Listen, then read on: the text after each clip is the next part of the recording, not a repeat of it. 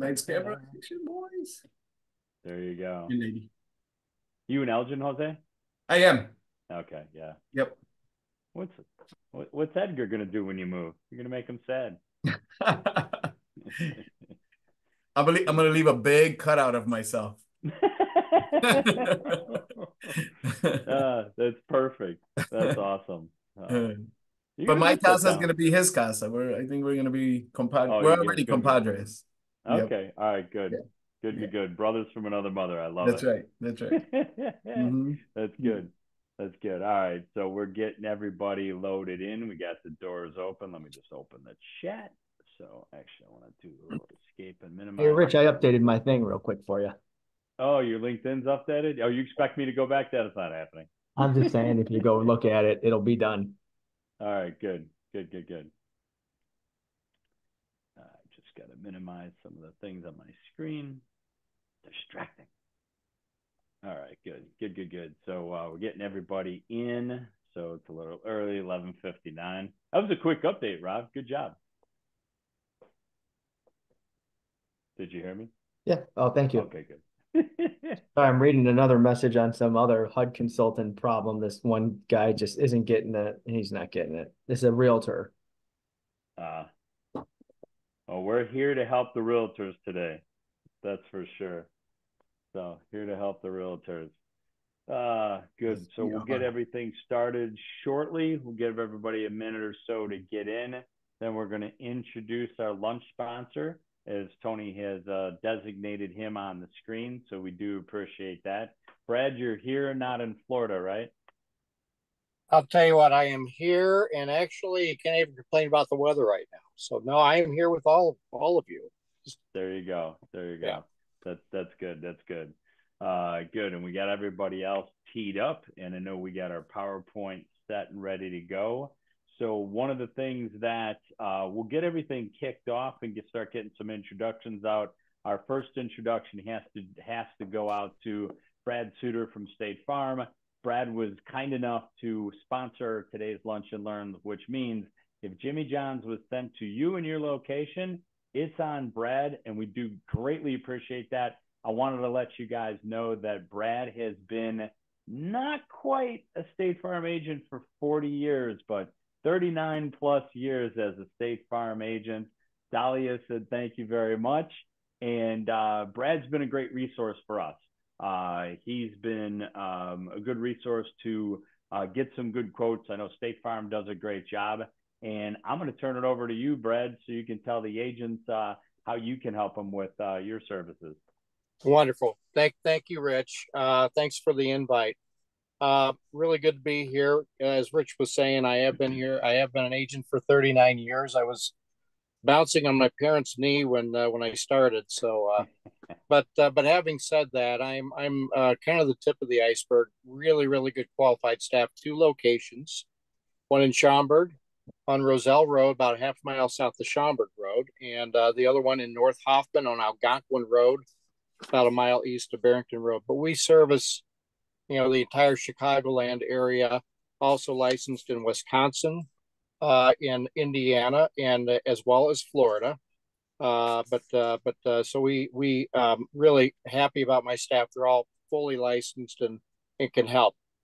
In regards to State Farm, one of the key things with State Farm for homeowners is the underwriting is done on the insured, not the home. I know with some companies, if there has been a hailstorm that has gone through, and within the last 3 years of that particular home, it makes that particular home not insurable or not qualifying. State Farm doesn't do that. They take a look at the insured, so that's a good thing. We can get policies and paid in full receipts really on demand, or really really quick. If you have a closing that is kind of starting to fall apart and the person either forgets about it or something happens at the last minute, you can give us a call.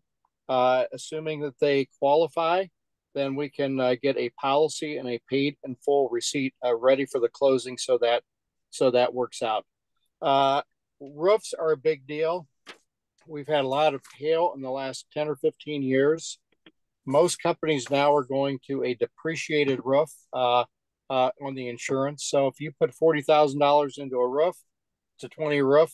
10 years into that 20 years, that person's going to have to pay 20 of the 20,000 of the 40,000 themselves, and they're usually not very happy and kind of surprised with that. State Farm does a replacement cost on the roof, so that's a big deal that you can't tell by the numbers. We do have a very good backups of sewers and drains coverage. Probably one of the only companies with an adequate coverage on that. We go 5% on the dwelling coverage. If the house is insured for 400,000, then they could have a $20,000 option and a $40,000 option. Most companies will only do like 5 or 10,000 of coverage for that. That's just not enough. We are really competitive right now. State Farm's the largest auto and homeowners insurance company in the country, have been for many years, and right now, especially with the cost of materials, of labor. I think State Farm's reserves are so much better than everybody else's that we feel like we can weather the storm a little better. And so with that being the case, our prices have gone up some, but other companies have gone up a lot. So if you're looking for somebody for a really good competitive rate, and then lastly, and probably more topical to this discussion today, we do write builder's risk policies. And that's just a policy that, the home is being constructed or renovated or whatever the case. We can write a policy on that. And then if it's an annual policy, but you can pay monthly and you only pay for what you're using. So if you need it for 3 months and you don't need it any longer, then you can go to the company that you're with, or you can morph that into a State Farm homeowners policy from that point on. And that works out well too. But that's all. Again, with 39 years, we are a lifetime President's Club office, which means we're traditionally in the top 50 in State Farm out of 19,000. And the only reason why I bring that up is we're serious about what we do and really want to do a good job for everybody.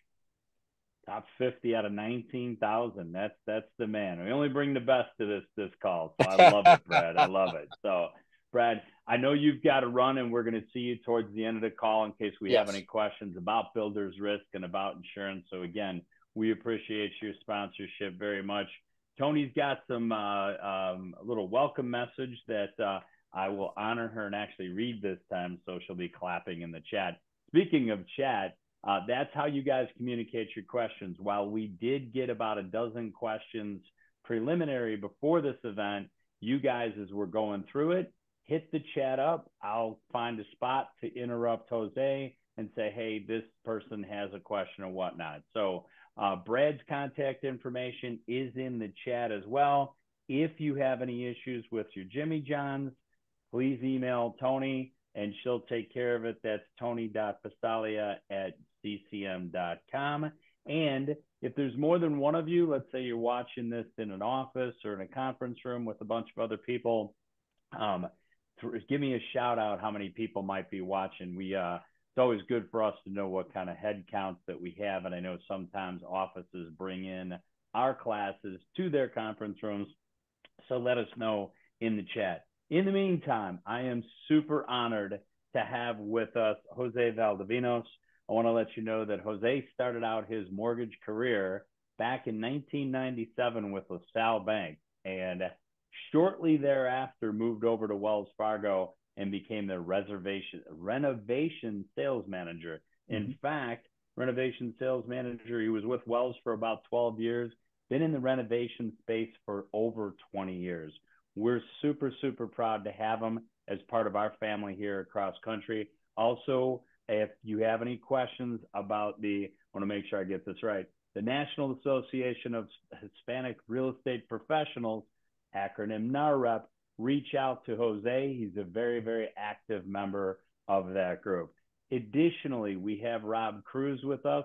Rob is not only a general contractor, but he is a HUD consultant, and he's the guy that we need to actually get these deals across the finish line. So I think aside from myself, which I always say I have about 30 years plus in lending, between the four of us, and I added Brad to that, there's over 100 years worth of experience. Crazy, right?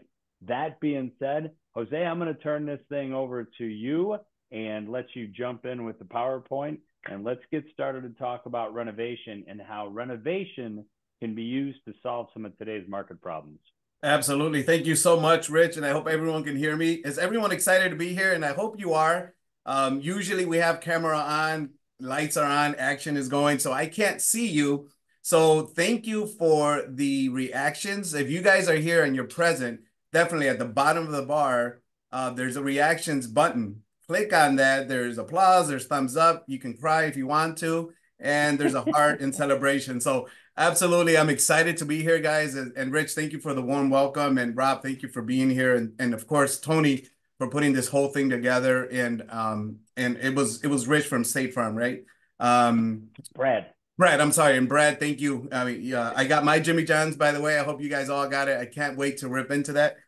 So why are we here, right? I'm going to ask you just a quick question, and maybe Tony can monitor this for us before we put up the PowerPoint. I've got it. Or Rich, all right, Rich, we're gonna see who gets this right. According to the latest data as of 2021, what is the median age of an owner-occupied home in the United States? So I'm gonna ask that one more time.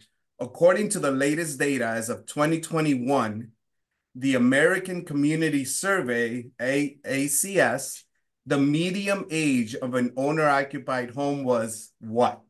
So if you want to drop your answer into the chat, we'll see who gets it right. Maybe there's a small prize that we'll give out or a big high five. But I'm entering too, by the way. All right, cool. All right. All right, Tony, you can too. Rob, you can absolutely do that. And we'll give that another 15, 20 seconds, all right? But here's the countdown. So if you haven't gotten an answer in, you got 5, 4, 3, 2, 1. Let's get pumped up. The answer is, drum roll, 40 years. The average age of a home in the U.S. is 40 years. So think about that, guys, and we'll find out who got it right. Rich, anyone get that right on the money? I got two people got it right. Paulette got it right, and Rick got it right. All right, Paulette and who was the other one? Lindsay. And Rick Lindsay. All right, that is awesome. Now, think about that, guys, right? And I'm going to make sure that we stay on track. I've got a timer going because we got 49 minutes to pack in a lot of information. I usually teach a CE course, and it's 3 hours of jam-packed information. So I want you to get the most out of this. I think the biggest challenge that we have is that I have a lot of things competing for your attention. You've got phone, you got email, you got kids, you have a dog. You probably may even have to, go to the bathroom, right? Remember that scene in what was that movie with where the guy is in line and he's like partying, or he's meeting the president, right? The guy that was running all the time. Forrest Gump. Forrest Gump. Remember, he's like, hey, I got to use the bathroom, right? So, hey, so stick with me. It's 50 minutes. We're all grown-ups. I want you to get the most out of this, all right? So 40 years, let's roll. I'm going to put this on the screen. I'm going to let you see what we're going to present here. Make sure that you can see this and make sure that you get what you came for. So here we are. All right. The gray screen gone and everything's good. Nah, we still got a bunch of gray boxes. Oh, there it goes. Disappear. I got one more on what would be the lower right. Okay. One gray box on the lower right in front of the gentleman's shirt. Pretty big box though. Okay. Let's see if we can still see it here. Still there, partner. Still there. Yeah. Not sure. We had some technical difficulties, guys, beforehand. Not sure how we can make this disappear, but we'll try to run through this and make the best of it. For the most part, you can see today's agenda on your screen, correct?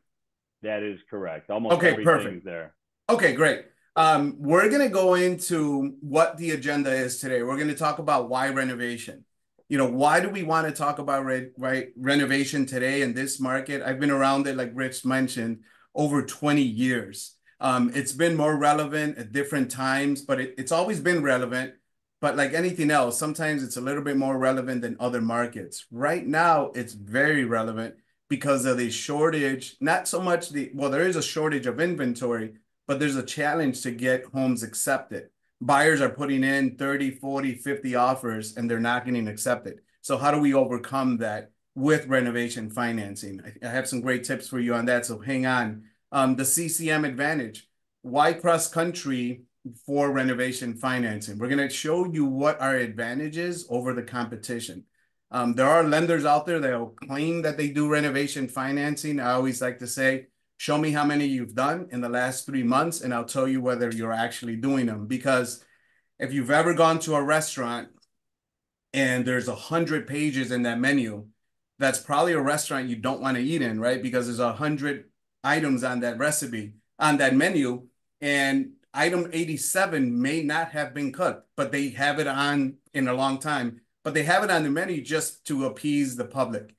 I like to say that it's not something that we do just because we actually are a forefront. We're a leader in renovation financing. We're leading with the product. So a lot of lenders it's more of a reactive type of product that they have on their menu. Ours, it's front and center. It's a product that we love and that we do really well.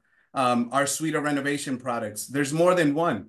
You know, when someone thinks about renovation financing, they automatically think 203K, which is great. It is the bread and butter. It's a Cadillac of all renovation loans, but it's not the only one. So we're going to show you what other products are available in the marketplace so that your clients can use renovation financing to the best of their ability and to the best that fits within their box and their criteria. What does a renovation look like, right? We have we have Rob on with us. He's a HUD consultant. He's out on the streets.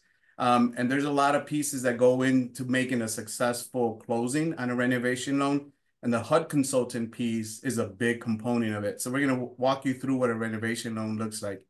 And then everyone always asks, hey, Jose, how long does it take to close a renovation loan? And that's always like the $1 million question. And the best answer that I've come up with, and this was maybe 1 year into doing renovation financing as a big part of my business, how quickly can you get me that contractor's bid?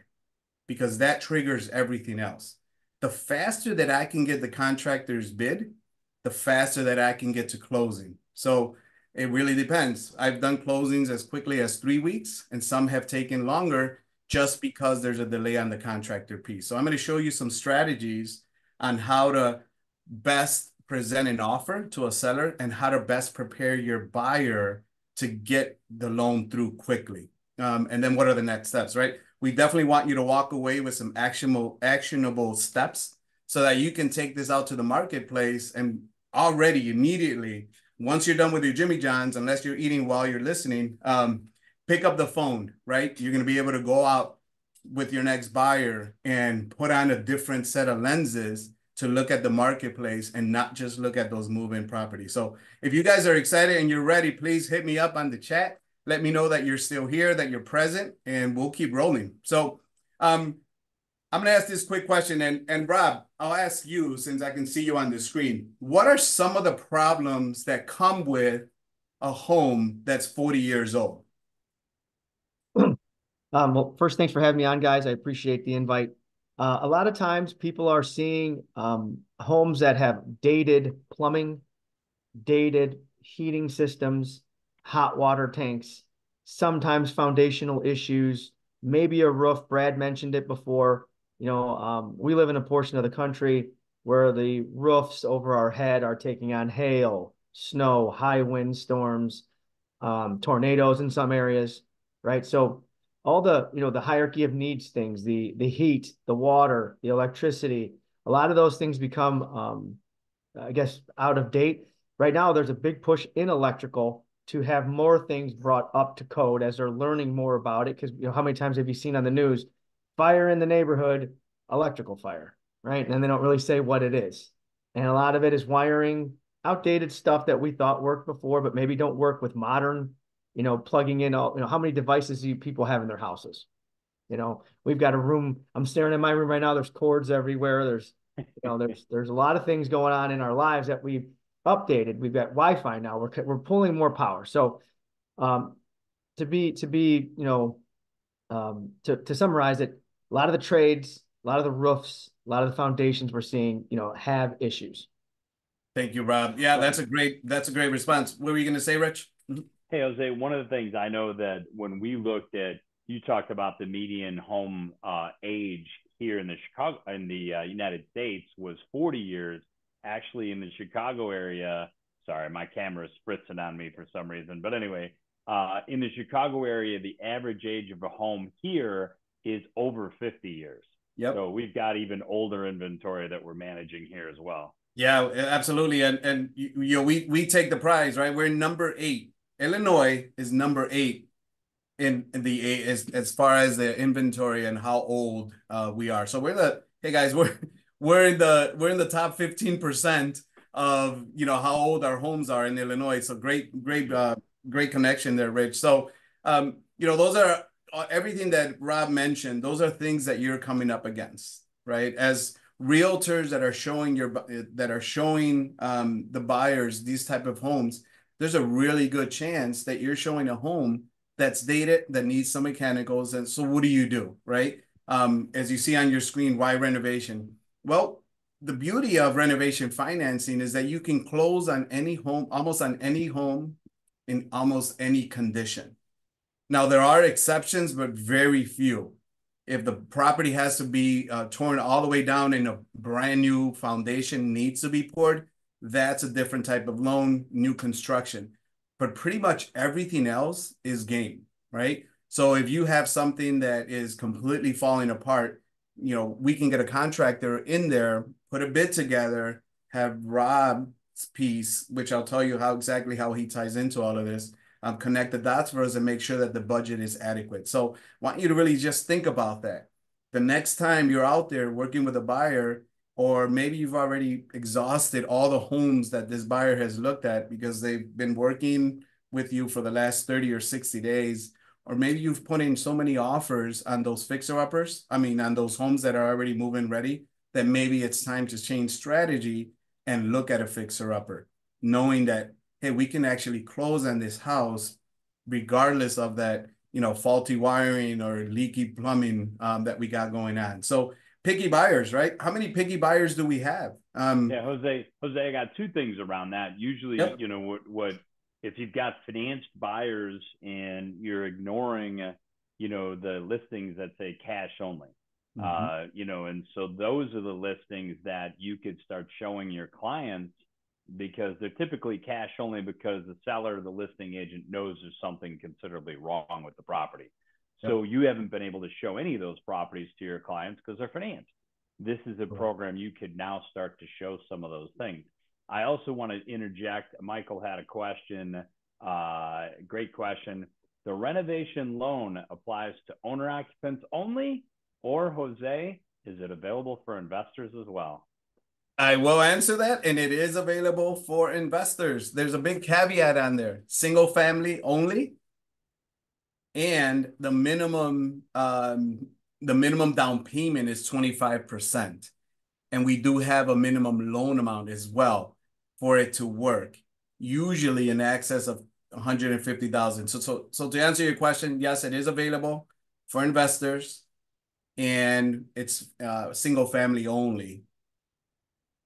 I hope that answers that question. Yeah, that's perfect, Jose. The questions are coming in. I like awesome. This. Before we get to the next slide, Claudia, let's keep them rolling. Better benefits, help your buyers build equity and wealth. Obviously, right, guys? How many times can you walk into a house and say, I've got instant equity? The market has shifted. I get that people are paying more than the asking price. And there's this, you know, gap insurance or appraisal gap, right? I think I got the terminology wrong, Rich, but you know what I'm saying? There's these waivers we'll that talk are being about signed. Yeah, we'll talk about that down the road. So Claudia asks, can the owner do the work themselves, or do they have to hire a contractor for the work to get the loan?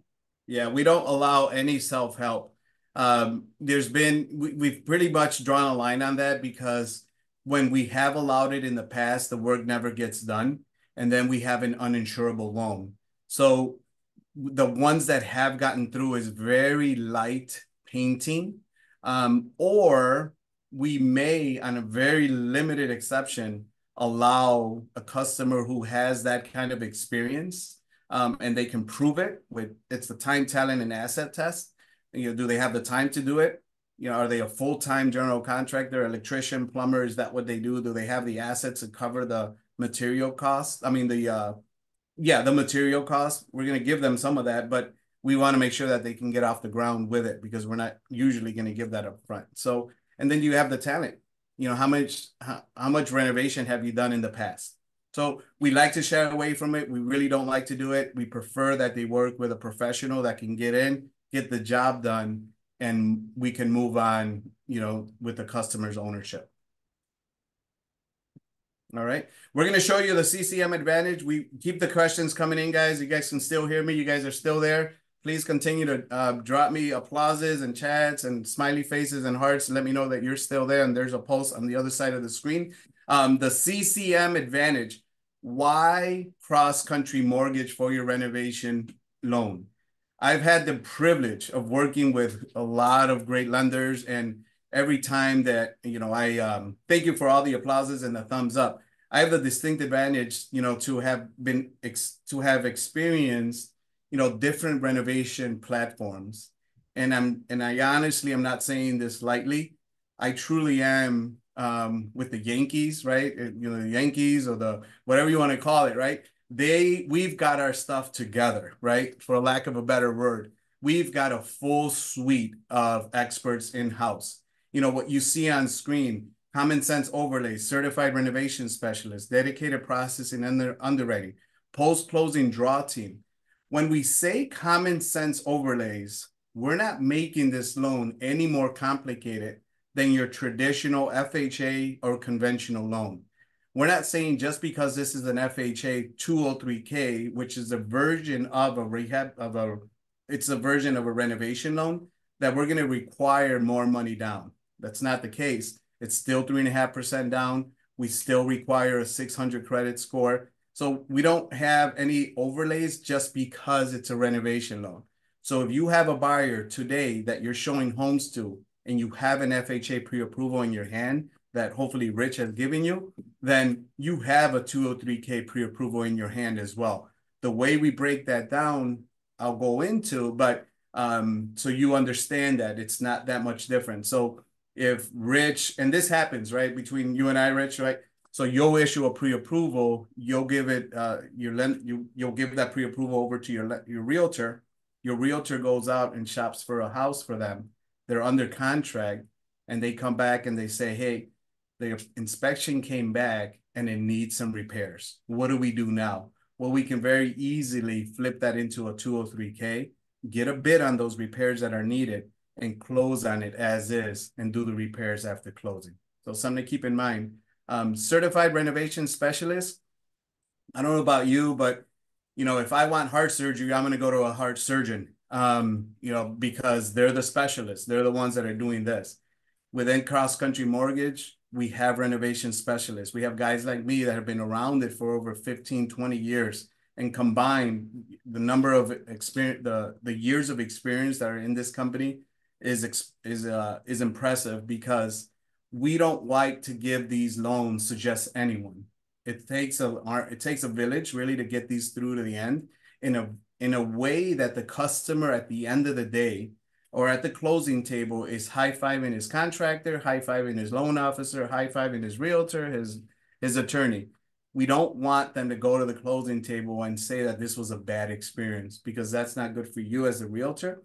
And I know that renovation financing has gotten a bad rap, and it is truly because it's usually not the company itself, it's the person that's handling the loan. So Rich, I'm part of an extension of his team, where I handle everything renovation financing related. I manage the entire process from start to finish, and then post-closing, right?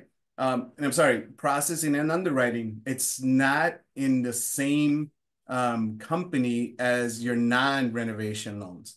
So we have a dedicated team within Cross Country Mortgage that only does processing on renovation loans. That's all they do, and underwriting as well. So that really separates everything. It puts it in a different lane, in a different part of the company, and that's all they do day in and day out. So when you think about, we're cranking out 20, 30, 40 of these a month, we know what we're doing with them.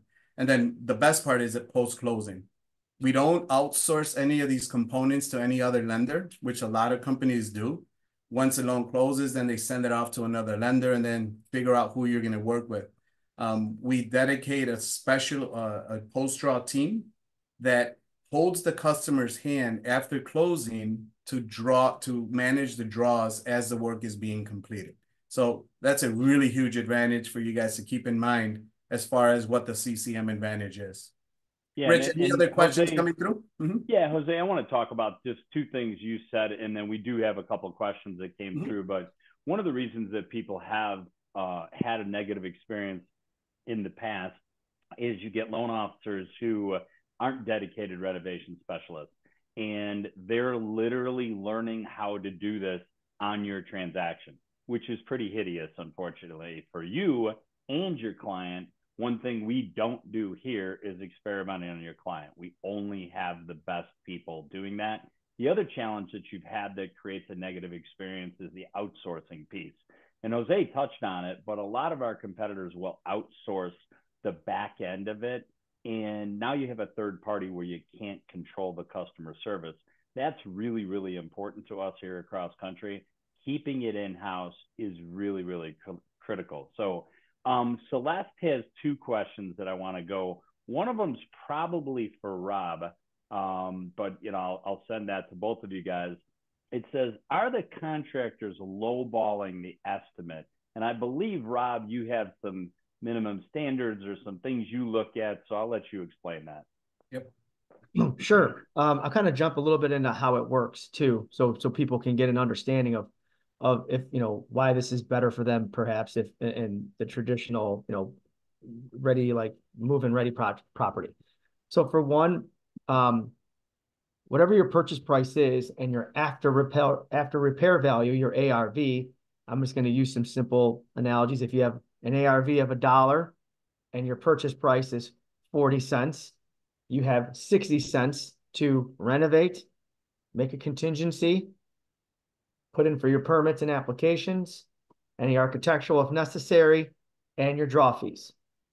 That's how the budget gets formulated. So the trigger point, or the initial of the math formula, would be purchase price.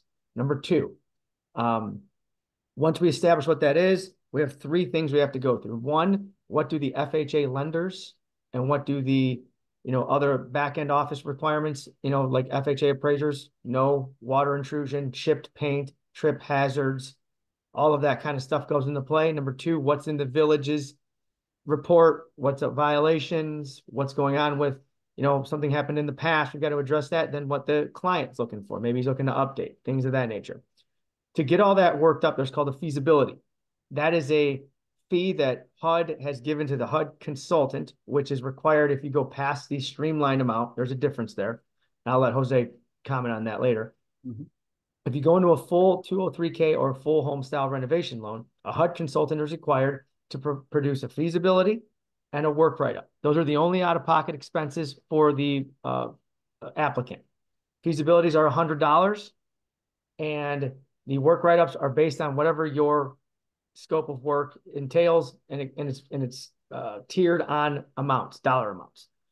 And that's something that we can't control. Just like in lending, it's already fixed, and we have, it is what it is. Number two, then once we pass closing, there's 5 draws that are baked into the financing. So let's say there's a construction budget of $1, and 5 cents is for the draw report, and inspection reports, because contractors in this program have to get reimbursed by the lender. So they front all the capital, they do the work, then they call out the HUD consultant for a draw, which is why we're really there to begin with, to be honest with you. We come out, we draw it up, everybody signs it, then the contractor receives a payment. So to answer the question of how do the draws work, once you've closed, your contractor then begins work, gets his permits in order. Let's say he wants to pull a draw for demo and framing. All right, I come out, we look at what it was written up, create a draw sheet, send that into the lender, everybody signs it, lender signs it, check comes back out later, usually takes about a week. The fees, like again, initial fee, feasibility, which is something, make sure we're not building a mansion in a trailer park kind of scenario, over contribution. And 2, initial write-up, depending on what your scope is, that's a scaling wage based on a federal, I guess, mandate for how to get paid. So hopefully that answered the question. Yeah, thanks, Rob. That's a great answer. And just so you know, right, I failed to give you the definition of a renovation loan. I'll give you a real simple definition. A renovation loan covers the as-is purchase price, plus the cost of renovations, including a contingency in case of cost overruns, up to 20%, that if not utilized, goes back to the principal as a principal reduction or applied towards additional work.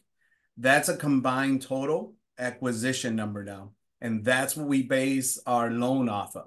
So if you've got a purchase price of 300 and 200,000 in all-in budget, contractor bid, contingency, and all the fees that Rob alluded to, then that's a 500,000 acquisition. Your down payment is based on that 500,000. If we're setting them up with a 5% down mortgage, right? That's 25,000 down. That's a 475 mortgage amount that we're setting them up for. So when I said earlier in the presentation that if Rich has given you a $500,000 pre-approval and you can't find anything, go out and look at those $300,000, $400,000 properties that maybe with an extra 50 or 100,000 will be the perfect home for them, as long as there's other properties in the neighborhood that are selling for that ARV, that after repair value of a $500,000. So hope that answers that. I want to go back to something for Rob. So let's say, and this Celeste has a question that I'm not sure, like, she wanted to know about the lowballing bids. So I know you talked about the feasibility study, but let's just say somebody's coming at us and they're saying they've got a property in a nicer area. Let's say it's a $400,000 or $500,000 home in that range, or at least that's what the neighborhood is. They come to you and say, hey, we're going to do a gut rehab on a kitchen. Now, realistically, we all know that you're really not doing that for $25,000 or less. But let's say they get some contractor comes in and says, yeah, we could gut rehab this for $9,000. Like, where's the, where do you, Rob, or where do we come in and say, oh, time out, we don't think that's a realistic number? Sure. No, that's a good question. And it's kind of creating a checkpoint for mistakes in the process, right? So part of the feasibility is communicating with the contractor. The 3 questions I always ask them is, are you aware that you have to front the cost? Do you have the liquidity to do this? Are you doing others? And then lastly, is your bid accurate, to a certain extent? And we kind of go through it. I'll give you an example of a project that nobody here would know out in Yorkville. There's 2 fees on there. One is for profit and overhead, and the other one's for design. And in total, $62,000. So here's something in the opposite way, right? So I'm thinking to myself, who's charging $62,000 to design and profit overhead on a project that's $120,000?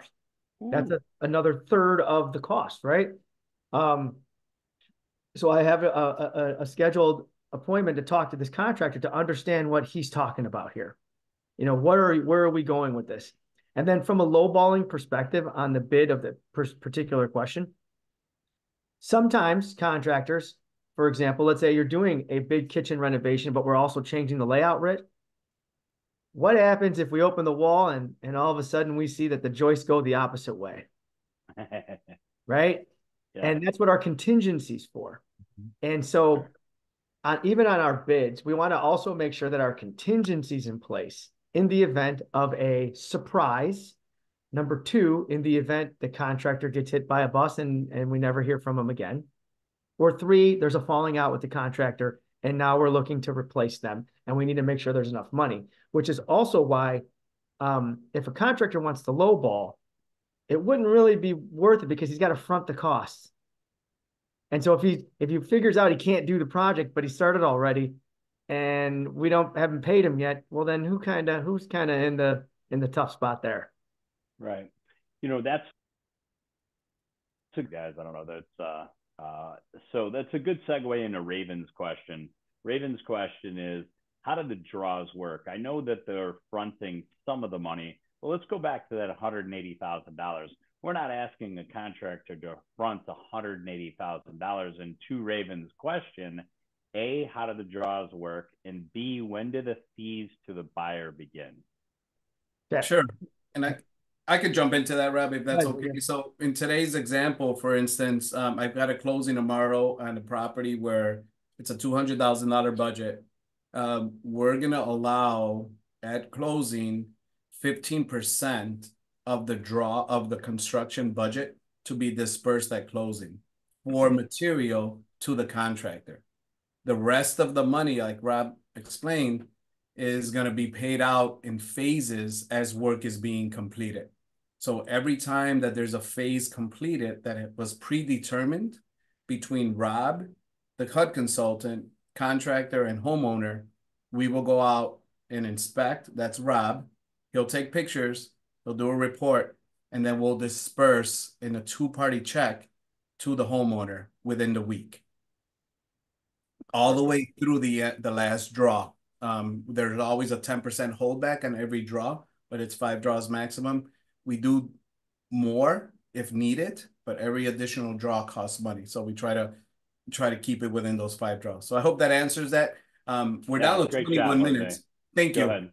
So we're going to keep rolling, guys. Our suite of products: FHA, USDA, VA, Fannie Mae Home Sale, and Freddie Choice. Remember, I told you there's more than FHA. Someone with an 800 credit score, 20% down, is probably a better fit into a Fannie Mae product, because they can avoid the mortgage insurance and things of that nature. Everything has its differences, and I'll show you that on the screen. You kind of see here our suite of products. FHA, again, 3.5% down. The down payment is always based on that total acquisition number that I mentioned. So if you have a $300,000 purchase price and the bid is at 150, we'll throw in another 20%. That gets us up to 180. With fees and everything else, we're probably at 190. That's a 490. We're going to base it on whatever the down payment is required for that particular program.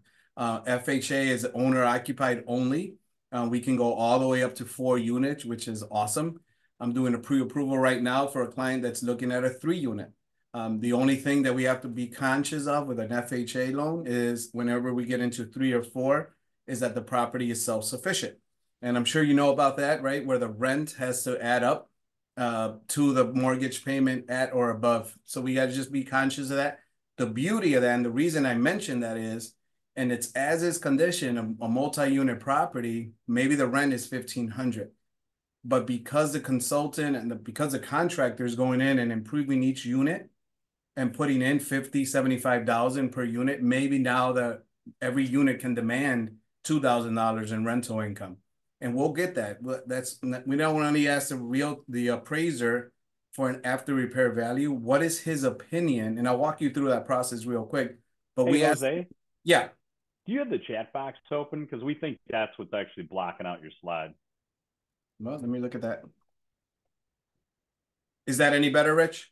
Nah, it's still there. So Jessica, because the last column, unfortunately, is getting blocked out by whatever. Got it. That is. Yeah. So I don't know we why. Weren't sure what the pop-up was. So got it. Go ahead. Sorry about that, buddy. No, that's okay. So we're gonna make sure that on a multi-unit, I think we were talking about the self-sufficiency test. Yep. Making sure that the after improved value is there. The appraiser gives us an after improved value. They're also going to give us their opinion on what the after repair value rents will be as well. USDA is a 0% down.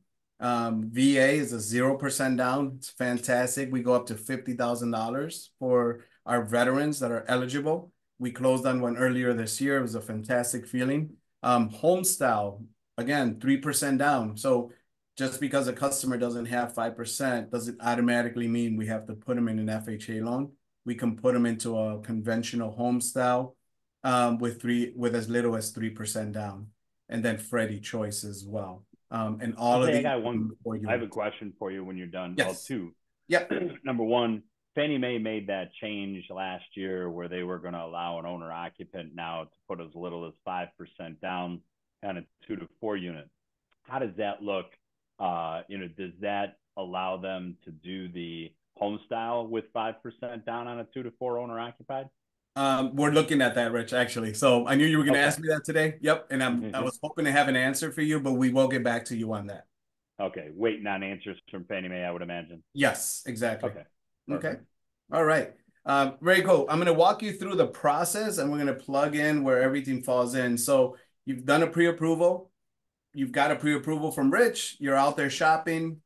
You know that the property is going to need some repair. What do we do next? You go through the home inspection. Well, you went through the home inspection. Now you know that it's going to need some repair, which the seller's not willing to do.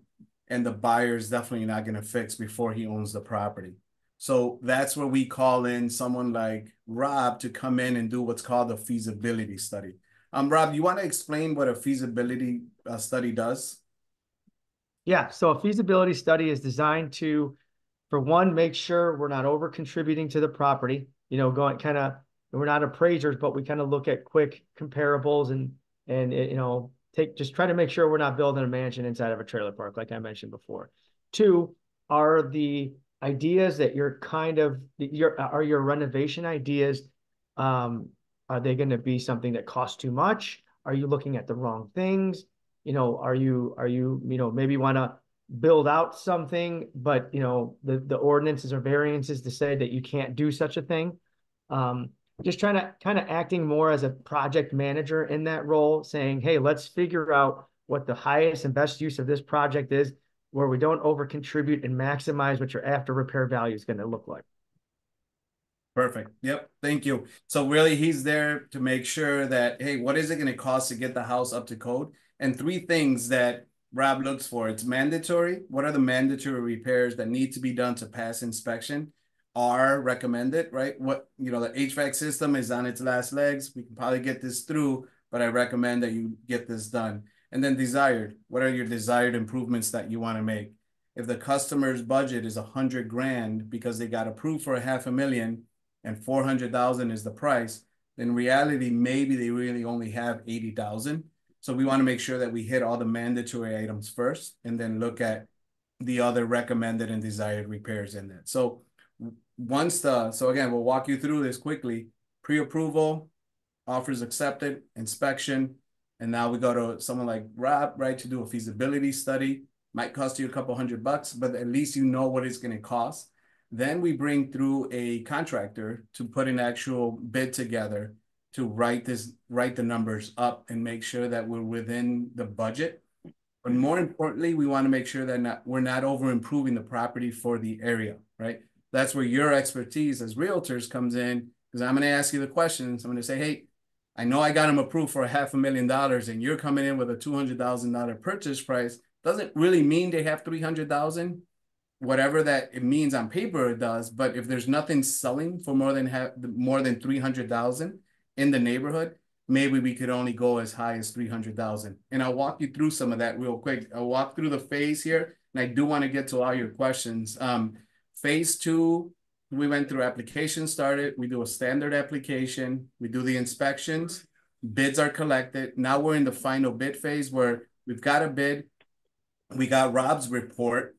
Because he basically endorses the contractor's numbers. Those match up. We order the appraisal. The appraisal is different than your traditional appraisal. We have a panel of appraisers who go out and look for properties that are going to look like your subject property is going to look like. If our customer's house is a 3.2 right now, but they're converting it into a 5.3 and adding 500 square feet, the appraiser's job is to go out and look for other properties that are 5.3, 500 extra square feet. And that's the appraisal that we use.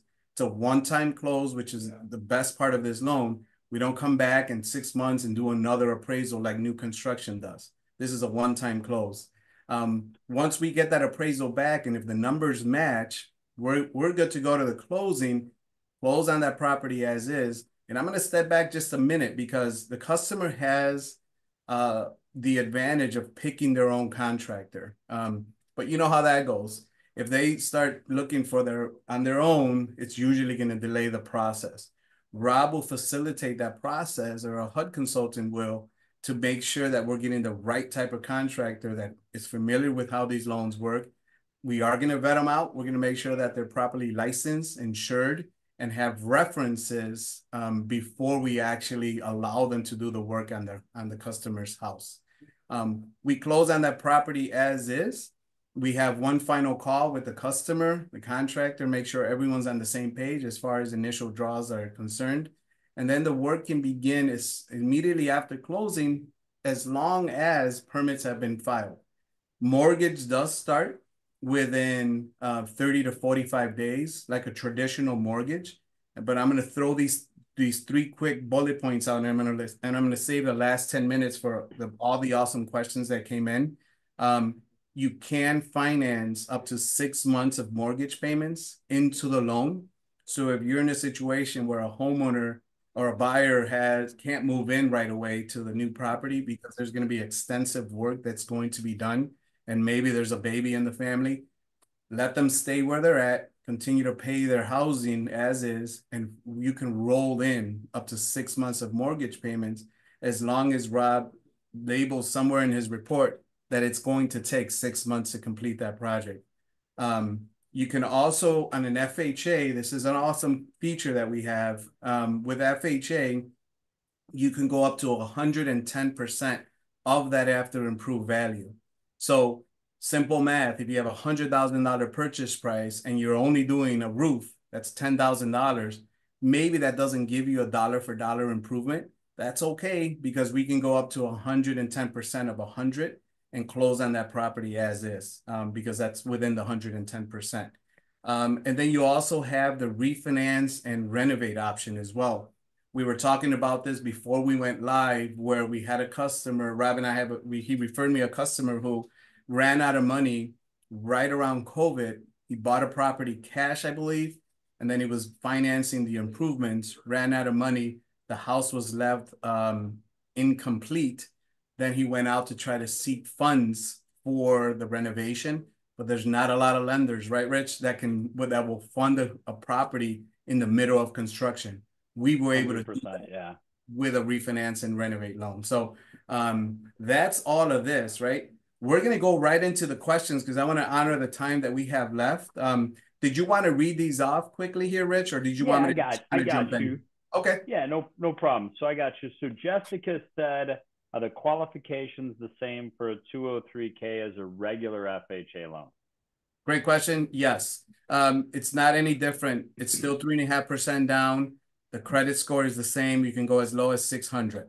So again, the down payment doesn't change. It's 3.5%. How we come up with that formula is a little bit different. On an as is, it's 3.5% of that as is. On a 203K, the 3.5% is based on the total acquisition. The interest rate is slightly higher, about 1% higher than where the market's at. But I always call that a 6-month rate because they can always come back and refinance and into a non-renovation loan. There you go. And we are, for all of our purchases closing through the end of June, we are offering a free refinance through the end of 2025. Patrina asks, is one of the eligibility requirements that you have to live in the renovated property as your primary residence once renovation completes? I'll answer that question for you, Jose. Thank you. You're telling us on the application that you are going to own or occupy that property. Yes, we do require you to live in that property. Occupancy fraud, regrettably, is one of the number one frauds with regards to mortgages, and it is something that everybody looks at very strongly. So you should at least be in that property for 12 months minimum before you think that, hey, you're going to go on and do something else. Let's see here. Does Patrina ask, and we've answered this, does the 203K have to be FHA? No, we've talked about the 5 different products we have between conventional, USDA, and VA. Let's see here. We'll get to Joe's question in a second. I know Jose kind of punted that one to me. Sure. So what Joe asks, what's the best type of client for this loan? I'm going to speak to it, but of course I want Jose's opinion. I think your FHA buyer is a really good client for this, because with your FHA buyer, you're going to see a lot of properties that say cash or conventional, and likely because of the fact that there's work that needs to be done. I think that's probably one of your better buyers. Jose, what do you think? I agree 100%. It's a great profile for that first time home buyer that's coming in and looking at a property that's maybe a starter home that they can get just right with the right budget and the right team behind them. Let's see here. Joe asks, when we do as realtors suggest this product over other types of financing? I'm not quite sure I understand that question. Joe, if you want to clarify that one in the chat, let me know. Let's see here. Donna asked, how can we use 203K for marketing? Can we get a property pre-approved for 203K? So 2 questions. Number one, we do have some joint marketing within our own system that we can, in fact, jointly provide a flyer through our Total Expert service that you guys could go out and market. And then the question, I'll leave the second one for you, Jose. Yeah. So yeah, are you able to get a property pre-approved for a 203K? Yeah, and I'll actually pull Rob in on this one because I love this question. I love this strategy. I present it in my CE course. You know, if you have a listing that's in need of repair, you have 2 choices when you go and you present, right? When you take that meeting, that listing appointment, you can say, hey, when you do X, Y, and Z, I'll come back and I'll market your property. I'll put it on the NMLS and market it for you. Yeah, X, Y, and Z could be when you paint, when you remove all the junk, when you do all these different things, or when you fix the roof or the siding, or we can sell it as is and get a budget together. And Rob, this is where a feasibility study, would you agree, might come into play and work out really well to market this property as a renovation loan? Yeah, it can be beneficial for listing agents and sellers to figure out what exactly am I going to be, in for, so to speak. Your offers will be determined if you are going to go the renovation route or the renovation client. That your offers are going to determine what is necessary to be fixed at your place compared to what your place is going to be worth afterwards. So maybe some sellers aren't aware of that, or selling agents aren't aware of that, and they tell their sellers, hey, we're going to shoot for this, but then you come in 20 grand light, and it's because we've got to update all the plumbing.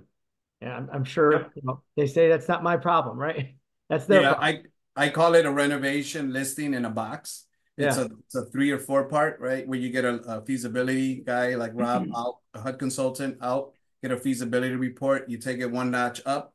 You get a contractor's bid to bid out the work that Rob identified that needs to be done, that is mandatory, maybe recommended and desired. Then you take it another level up and you do a CMA in the neighborhood and show the potential buyers walking through that property. Hey, by the way, here's a feasibility report or inspection report. You can be on the fence on that, which one you want to do, but here's the bid from a reputable contractor that's in the area, and here's an ARV what we think the house will appraise for. And then the best component is when you bring someone like Rich through, he'll put a flyer together and show what the payment would look like and present FHA, present conventional. So when a buyer comes into a property that's in need of repair, they're not running out the other way, because a lot of times they're coming in and they're just not communicating, right? Communication is everything. They're already thinking, what's wrong with this property? How much is it going to cost me? Where am I going to get the money? Is the property even going to appraise out? You address all those things, your chances of writing an offer on that house go up dramatically. So we've got 3 more questions, but I'm going to combine. I technically have 5 more questions, but 3 of them I can combine into one. Monica, Isaiah, and Bertha all ask a very similar question. Do we have a list of preferred contractors, or can the buyer go out and seek their own contractors? Great question. And we will, the way I always answer that is we prefer that the customers find their own, because we have to tell you that, right? Legally, we have to tell you that they have to find their own. I prefer, so I'll change that up a little bit. I prefer that they talk to someone like Rob, who's out in the field and is inspecting properties on a daily basis and can see contractors' work. He knows what's out there. He knows who's doing a good job, who's slow to respond, who's getting the job done, and he can see the quality. So, and we will kind of move on. There'll be a part 2 to this, right, Rich, where we're going to figure out whether we can actually share a list of contractors with you beyond what Rob may have. So hang on tight for that. Yeah, it's perfect. And you guys can reach out to me to get Rob's contact information. Mhm. And then I'm not sure if Tony put it in the chat. All right, we're down to 2 more questions unless something else pops up in the chat. One of them is, I'm going to answer one of these and I'll let you answer the other half of the question. And that is, what is the maximum and minimum loan amount for a 203K? So specifically, the maximums are going to be limited to whatever the normal program guidelines are. As an example, conventional would be a loan of 766,500 on a single unit. FHA would be 498 and change on a single unit. The minimums, I think, are more important, Jose, and I'll let you speak to that. Minimum loan amount is 100,000. We do have that minimum in place. Perfect. Okay, good. And Dahlia asks, and I think we've kind of covered this, but Dahlia asks, can you take out multiple 203K loans at the same time? And does it have to be under a business name? So all of these loans, we don't make any of these loans to a business name. These are all made to individuals, even on the construction basis, correct? Not the construction, the investor basis, that's still made to an individual, correct, Jose? Correct. That's exactly right. Yeah. Yep. Fannie Mae, Freddie Mac, FHA, VA, they're all going to do that. What Dahlia is referring to something that might be more private or hard money, which we do have some access to, but it's not really part of this conversation. Let's see here. So Monica popped in here with a question. So with that answer, do the buyers get in contact with the HUD consultant prior to finding the contractor? I think that answer is yes, right? Yes. The best time to look for a contractor or a HUD consultant is when you don't need one, right? Because if you're out there shopping and you run into a property that needs some repair, you want to have someone ready to go and on call to give you a bid. Perfect. So Michael asked if we could see, we'll get a copy of the presentation out since we had part of it was blocked. Tony will take care of that. Reach out to Tony on that. A couple things. First of all, I want to thank Rob for his time. I want to thank Jose for his time. Never did get Brad back on, but that's fine. If you're looking for insurance that has based on builder's risk, that is something you need to consider when you're having this type of work done. If it's going to be a project that exceeds about 3 weeks, that was the advice that he gave me, then you're going to be looking at builder's risk insurance, which is definitely, you want to make sure the property is properly protected. So we've got some future classes coming up. One of the things you're going to get after this class is a survey from us. In that survey, one of the key questions we're going to be asking is, what is the best tactic that you're using or you've seen used with regards to getting your offer accepted?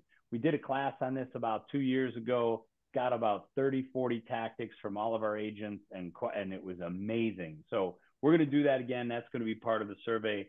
Specific classes we have coming up, this Tuesday, we have a class coming up called How to Stay Top of Mind Without Spending a Dime. We've got 2 guest speakers there.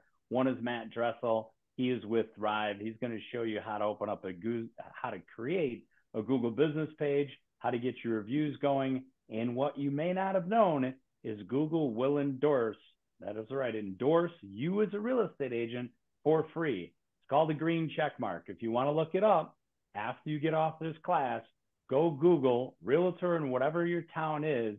The realtors that are going to pop up are going to get a little green check mark. We're going to show you how to get that. Additionally, we got Alan Stern coming on. Alan is an incredible social media guy.